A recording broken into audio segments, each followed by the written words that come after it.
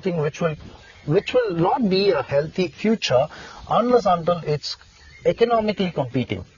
If it's economically competing, it is bound to be good. However, if it is geographically creating into what is a military might, it is not something which is good, because every action is something which will lead to impact on both the sides, and that's what I'm always critical when it comes to trade wars, because an eye for an eye makes the whole world blind. The group of 7 industrialized nations have met in Japan, and they have reached conclusions on the way forward for the global economy. This is what we have to talk about today, and I have with me Dr. Vivek Arunachalam. Doctor, you are welcome. My pleasure joining you. Let's go straight into the questions. What is your general overview of what just happened in Japan? Do you really think the agenda setting was good enough? It seems to be a lot of politics instead of economy. We always mentioned on stating that politics and economics are interconnected with each other. However, if you notice, the G7 countries which are there have right now, I personally feel that it's more focusing on re-showing the strength, galvanizing the countries once again back. And as we have always discussed on stating that now there emerges across power centers, there emerges across a time where countries really want to show who are the friends and who are the foes, or who are the competitors, which should be put across. And thereby, to begin with, the G7 is one of that. Now, how has the G7 really been to the world is, Japan takes the biggest advantage out of this, because Japan is now conducting or organizing this and shows across that to the world that it is able to create friends, and it shows across who are its friends once again back inside at a point of time when its closest competitor, China, which took away all the industries from Japan at one point of time, it wants to show back its strength, that it still has the 7 countries along with it, associated with it. And this is something which is shown across. For the other participant countries which are there, the US, France, Canada, Germany, for them again, they are once again showing across their strength in order to show to China and to Russia that the G7 countries are once again creating the bond of togetherness in a world of competence which is about to follow here on.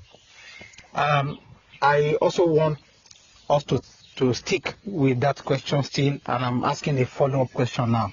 I mentioned the focus being a little too much on politics instead of the economy. And in that regard, I want us to look at the presence of the president of Ukraine, Zelensky. He was at that summit, and for a lot of experts, it seems that took away attention from what the real question should be. It seems the G7 basically declared that with this presence of Zelensky, we are for Ukraine and we don't have anything to do with Russia. What is your take on this?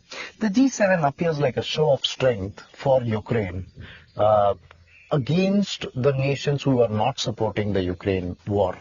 And that is where to put across the main target which has been there is against the countries which are not aligning in tandem with the views of the West, or the Western countries, or the 7 countries which have come across.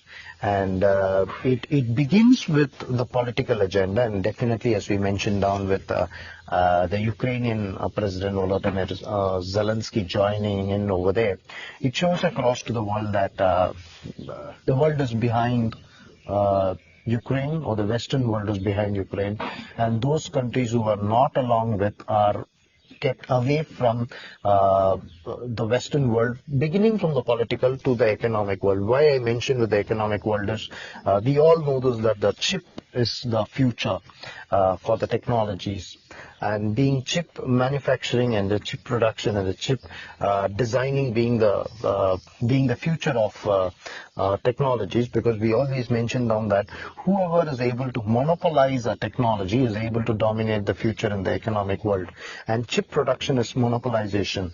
And to mention this, Taiwan has this, and the Western world knows this, that sooner or later China could extend its hold into Taiwan.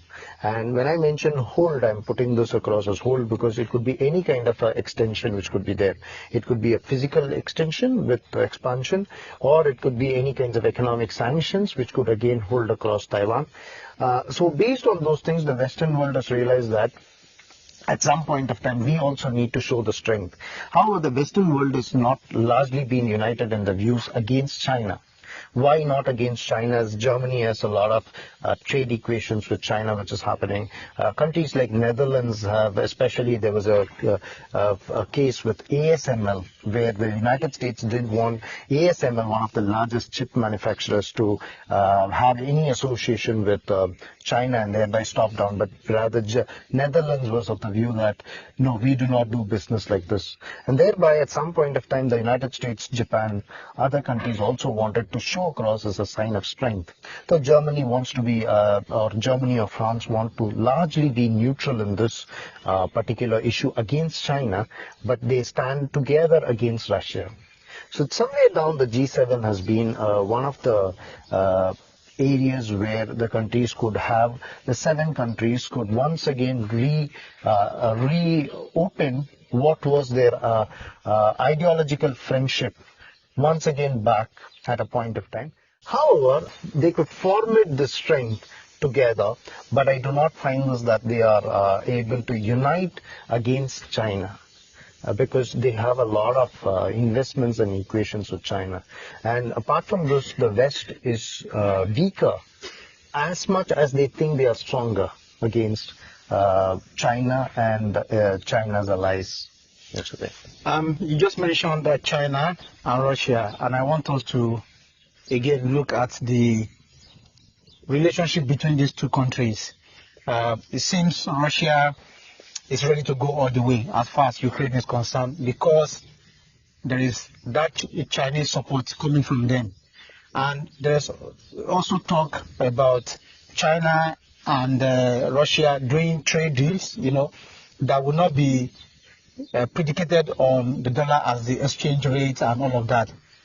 Do you really think the West should accord China a little more respect? Because it seems whatever they want to do in Russia, China is there to thwart any plan and to make the Russians feel a little bit comfortable. How do you really think the G7 should treat China?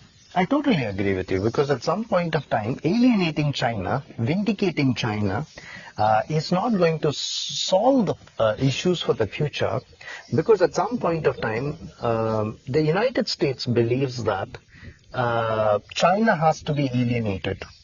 And it needs to reopen the countries and the friends once again. However, the challenge that emerges is, are all the countries united together against China? Because China has its own investments around the world.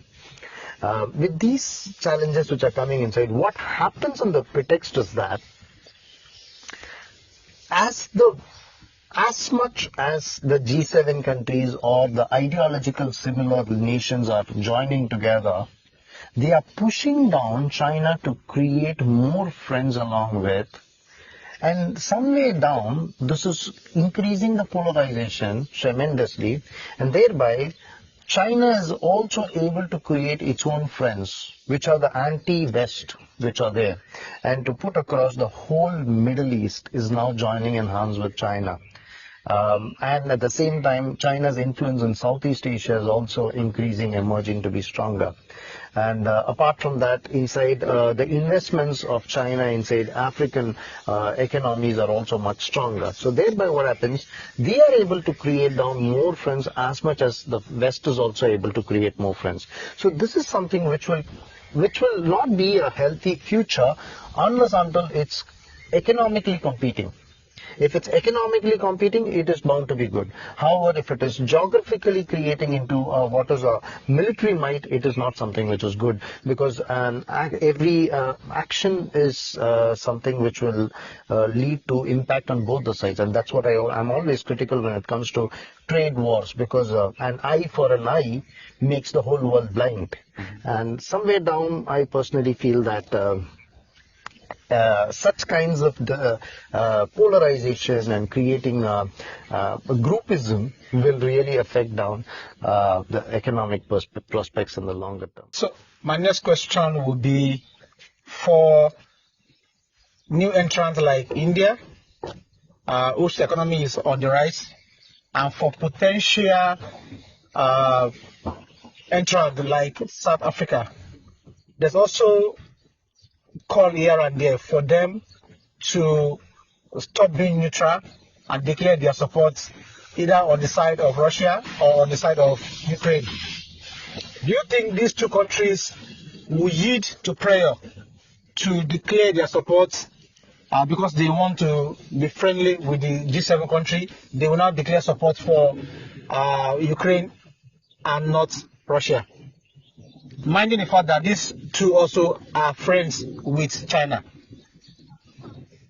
This is the biggest challenge, because now instead of an integrated world for economic growth, it leads to a disintegrated growth, wherein few countries are benefiting from the friends, and the countries are forced to make a choice.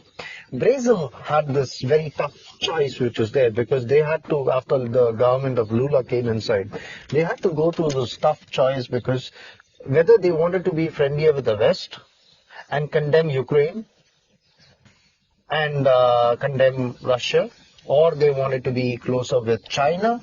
So thereby, if you notice, these are certain challenges that are coming inside for the emerging economies which are there, where they are forced across to choose between China and the United States. Now, this is something which is not healthier, because of the reason that it can lead down to trade being affected, especially in a disintegrated economic environment. And it's not healthier, because countries have already made much investments in the past, and thereby it will really affect the overall business and the economic environment. Then let's go for one more question, Dr. Vivek. And I want you to be less of diplomatic now. I want your true opinion. Do you really think it counts, whatever the G7 does? Or you think it has become, so to say, a talk shop where people just come, talk, and it doesn't really matter? Because you have somebody like China, who we always say, I don't agree, like a fetter, so to say, and it disrupts whatever you do at the G7. Is it really important to be a part of the G7? Is it still very much relevant, or it has become so obsolete from what it used to be in the past?